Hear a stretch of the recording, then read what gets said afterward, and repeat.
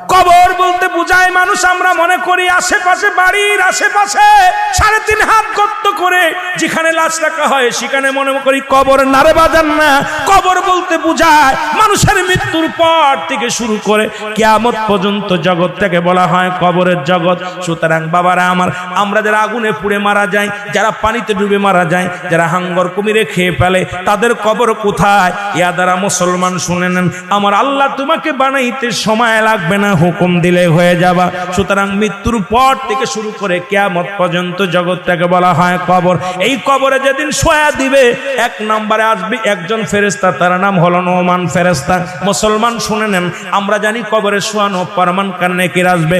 এই ভাইরা আমার, মুনকার নেকির আসার আগে নোমান ফেরেশতা আসবে, কবরে ঢুকে যাবে। সব মুসলমান ডাকতে বলবে, ভাই ওঠো, তোমার ভিতরে রূহটা দেয়া হলো।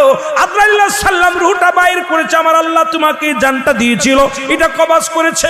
এখন আমি তোমার দুজন কেরামন কাতিবিন, দুপাশে দুজন ফেরেশতা ছিল, তারা তোমার আমলনামাটা লিখে রাখছে, ভালো মন্দ সব লিখে রাখছে।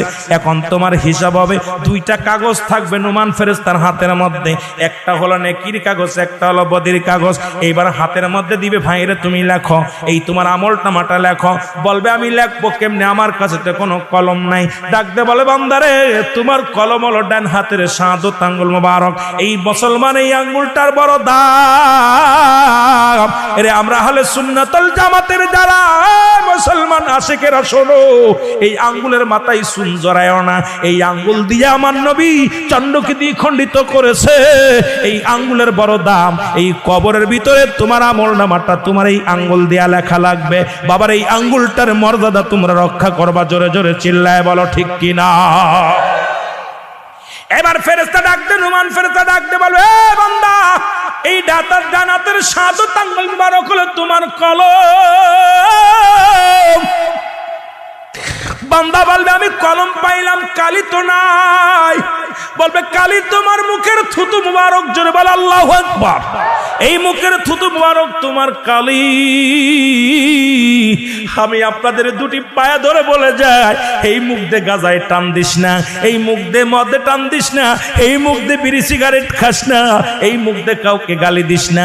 এই মুখটারে পবিত্র রাখ। মায়ের গর্ভে যখন ছিলাম, মায়ের নাভির সঙ্গে তোমার নাভিটা জুড়াইয়া দিছে, কারণ এই মুখ দিয়ে আমার নবীর দুরূদ পড়বা, এই মুখ দিয়ে কোরআন পড়বা, এই মুখ দিয়ে আল্লাহর জিকিরি করবা।